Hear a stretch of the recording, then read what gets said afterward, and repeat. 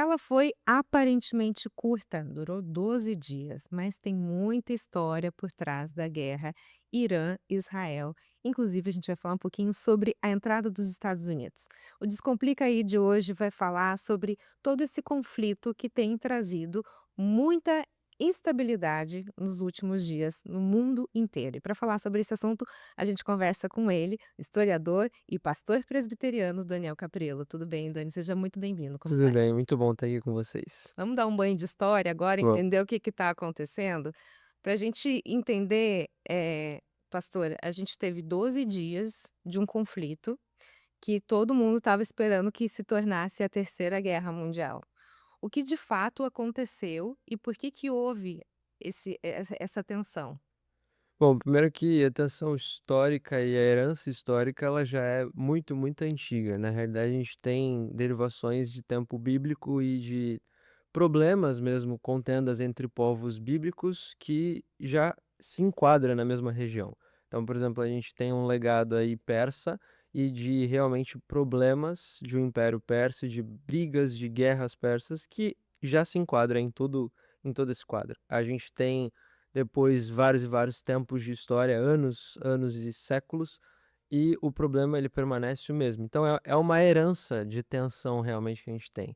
O que a gente viveu aí e percebeu, e o mundo ficou assustado com os acontecimentos, era muito apenas a explosão de grandes problemas que já haviam acontecido anteriormente, e principalmente algo mais próximo da gente há pouco mais de um ano, e antigamente, dentro aí de um intervalo de tempo, estamos falando de uns 20 anos, a gente tem vários e vários ataques programados dentro do mesmo quadro ali, mesmo quadro do mapa que a gente está falando, Uhum. envolvendo Israel, envolvendo Palestina, envolvendo Irã, envolvendo todo esse quadro e várias tensões articuladas, mas nunca uma guerra declarada, os governos, os sistemas, pelo menos não no tempo mais próximo da gente, declarando essa guerra, e declarando que queria o fim do estado contrário, do sistema oposto. E aí agora a gente teve, principalmente nos últimos 12 dias, um confronto mais assíduo, mais exagerado, e a gente teve todas essas notícias e muitas pessoas assustadas com a terceira guerra, talvez aí. Agora, o ponto central de todo esse conflito, a gente tá falando então de uma possibilidade do Irã estar trabalhando com usinas nucleares, foi isso? O mais próximo sim, quando a gente puxa para a história, não necessariamente, obviamente, mas o mais próximo da gente sim, toda essa possibilidade de guerra nuclear e aí enquadrando algo que é tão temeroso para uma terceira guerra mundial. Mas quando a gente puxa a herança histórica, a gente vai trazer a historiografia, a gente não tem esse olhar, obviamente, porque não existia essa tecnologia, mas a gente tem os mesmos sentidos de problemas envolvendo tensões religiosas, envolvendo o povo mesmo guerreando entre si por uma guerra de espaço, de território, e da importância daquela janela, sobretudo aspecto israelense, a janela do povo e todo aquele espaço para importância para as religiões em si. Uhum. Agora a gente está falando, pastor, da entrada dos Estados Unidos, né, em todo esse conflito, meio que para dar cartada final aparece lá o todo-poderoso para tentar resolver essa questão. A gente pode dizer ainda que, o Império Moderno tem um papel profético nesse tabuleiro aí mundial? A gente está Se a gente for fazer um jogo aí com o que a Bíblia fala sobre as profecias, o que a gente percebe em Apocalipse, em que momento do Apocalipse a gente está? Tá. Primeiro, Apocalipse não necessariamente é um aspecto apenas futuro. Ele tem muitos elementos que são presentes, inclusive um olhar de Apocalipse para o povo em que estava no primeiro século poder ler, poder interpretar. Alguns interpretavam isso como, por exemplo, Nero, o império em que Nero governava, sendo o máximo e sendo realmente os elementos que eram os cumprimentos de Apocalipse. Então, nesse sentido, é importante a gente perceber que nem sempre uma potência mundial, ela vai ter esse papel profético, que a gente busca muito e que a gente vê nas redes sociais e em várias denominações. Mas o principal é, a palavra sempre nos demonstrou que existem impérios que são potências no seu tempo. E eles têm um papel, tanto um papel de exercer uma força na cultura, tanto para gerar conflitos, quanto para intermediar conflitos. E atualmente a gente tem o Todo-Poderoso, como você citou, ficando bravo inclusive com Israel, falando palavrão na coletiva e subindo para ir para a Holanda para um encontro.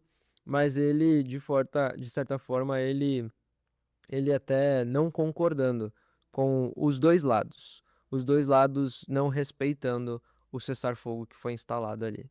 Então, precisa ter uma potência?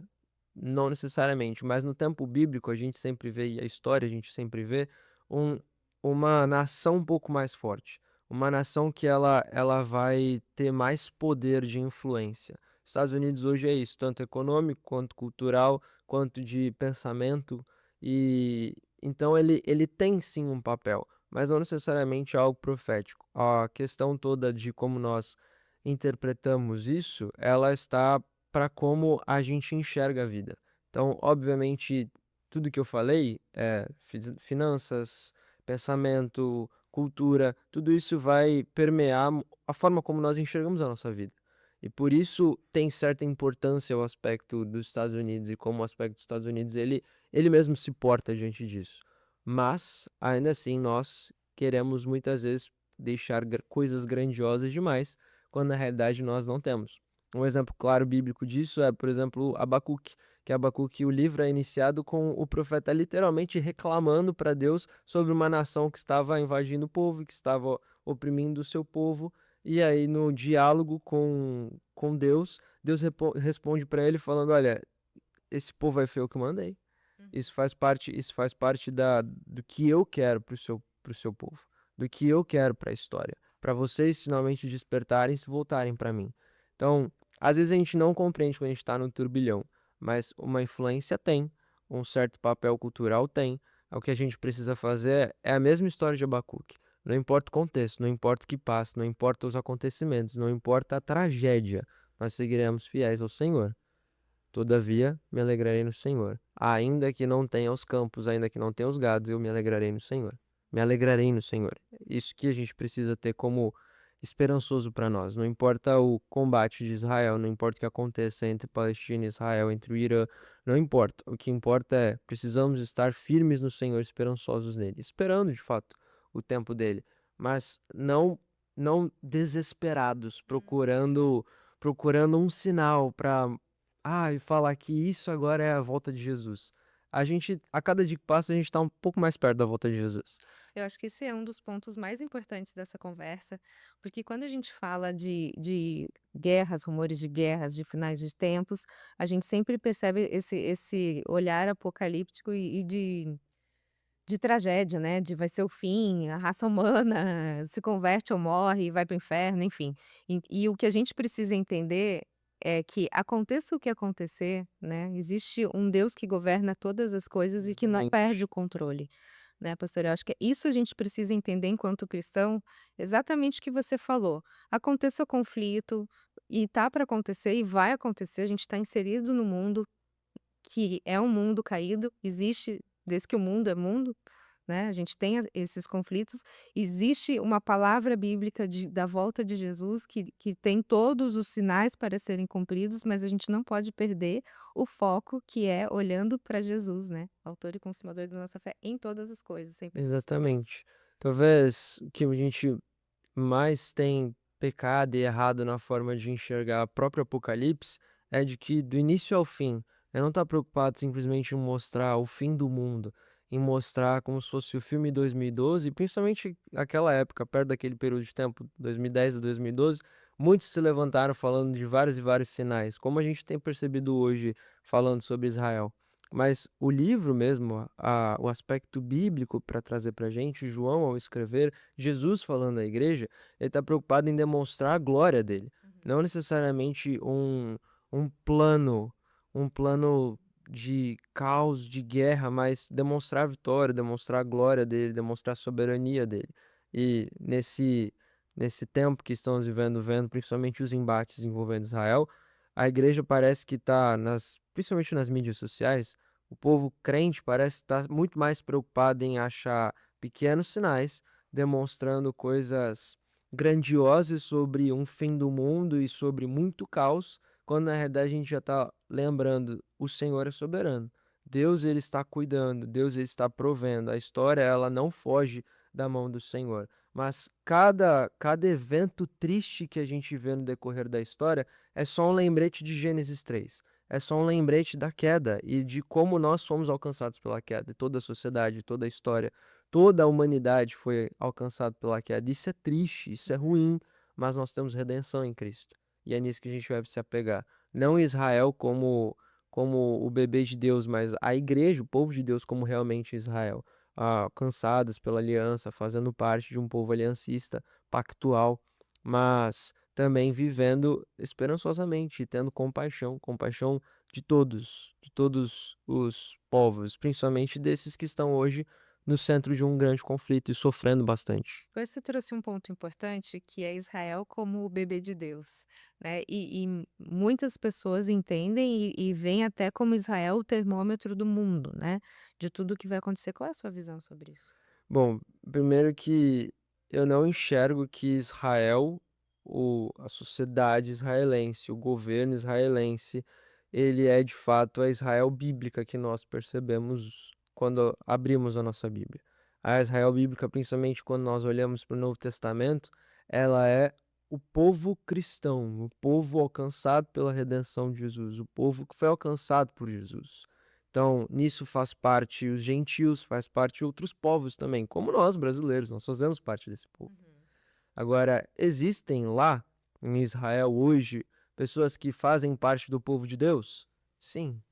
É a nação de Israel como o governo israelense? Não. Então a gente precisa ter esse cuidado a gente olhar, porque senão a gente vai trazer um povo e a gente vai estar vivendo na mesma lógica judaica, na mesma lógica até cheia de opressão que o próprio Jesus ele combateu nos evangelhos. Aí a gente vai estar vivendo uma visão farisaica sobre a coisa que não precisa. Quando a gente precisa olhar mesmo para a aliança, para a graça do Senhor, quando a gente precisa olhar para a soberania dele, quando a gente precisa olhar para a compaixão com os povos, independente de se compactua com a mesma religião, se segue a mesma religião ou não, mas realmente ter esse olhar amoroso, cheio de compaixão que o próprio Cristo nos ensinou. É, são as lições da guerra, tá vendo? Agora, voltando um pouquinho para esse lado histórico, Daniel, o fechamento, a possibilidade do fechamento do Estreito de Hormuz trouxe, né, uma certa inquietação, até trazendo para a nossa realidade aqui do Porto de Santos. Então, assim, ó, você mexe num local onde 20% do petróleo mundial tá tem a detenção ali desse domínio, você tem então, podendo ter um aumento na gasolina, no combustível, aumento nos alimentos, logística, enfim, acaba interferindo na vida de todo mundo e aqui para o Porto de Santos se cogitou até que tivesse um certo impacto por causa dos navios que passavam lá e que descarregavam aqui, enfim.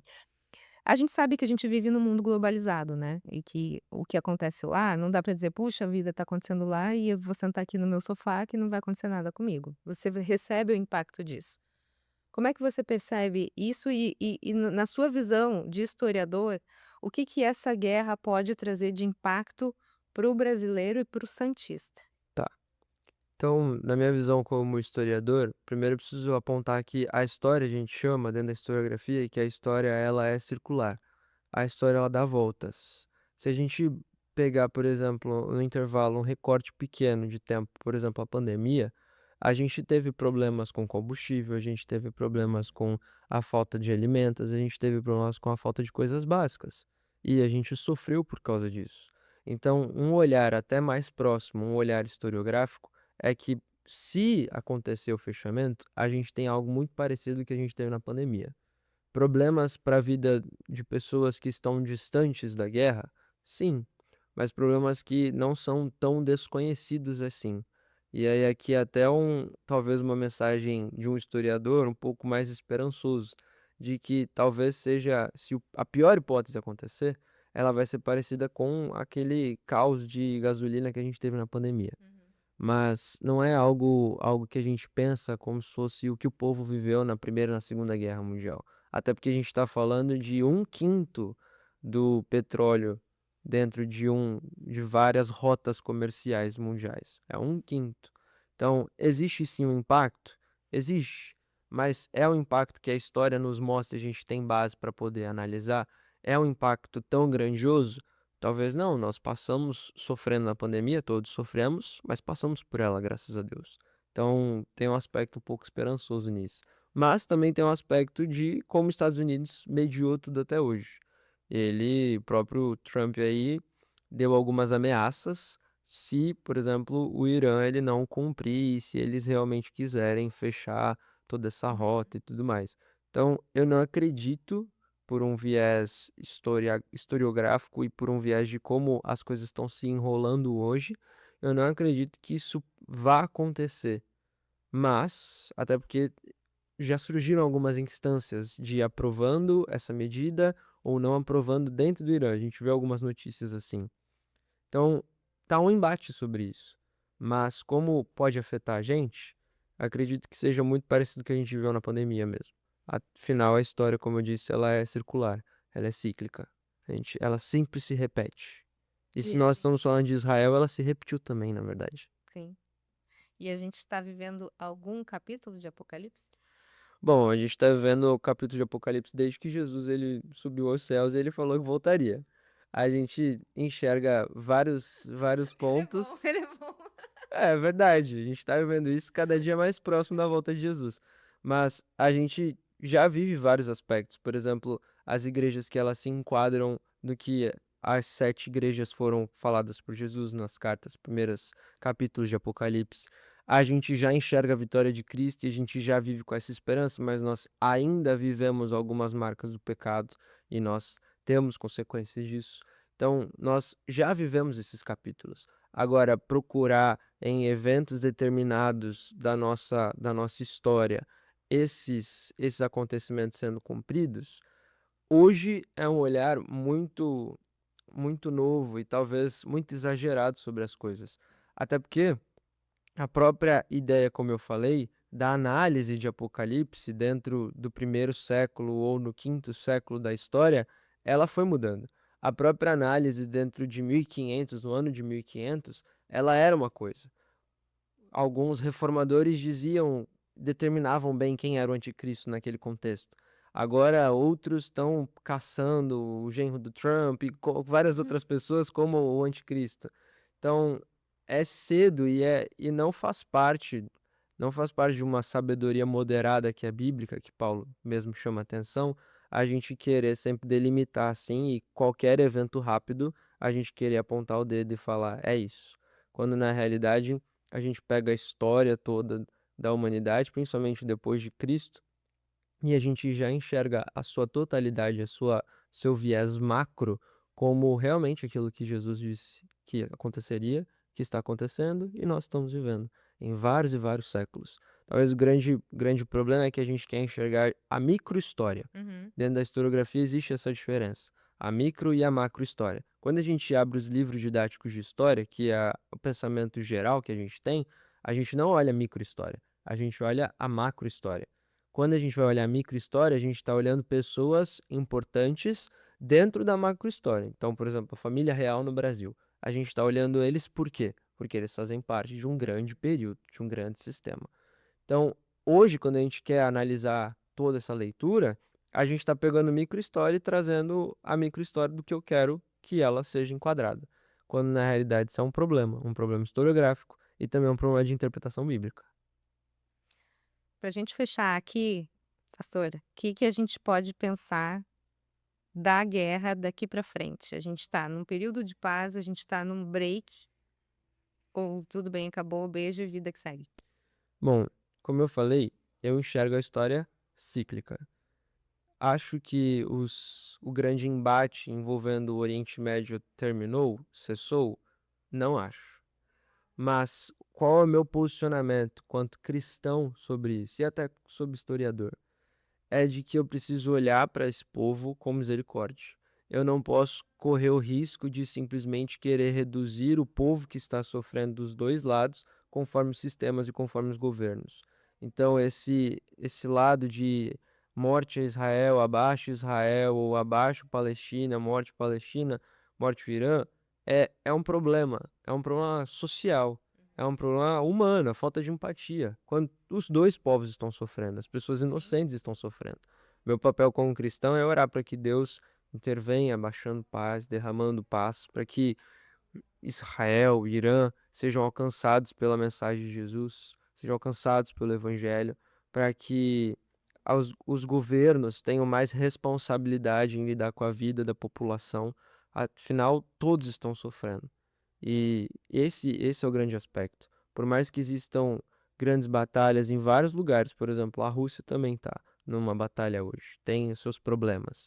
Existem pessoas reais, pequenas, micro-histórias sofrendo.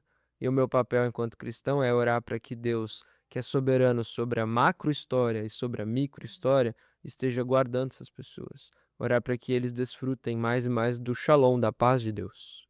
Que é o que a gente precisa. Exato. Nós também. Isso aí. Obrigada, Daniel. Deus Sucesso pra abençoe. você, viu? Bem, Descomplica fica por aqui. Muito obrigada pela sua companhia. A gente se vê no próximo episódio. Até mais. Tchau, tchau.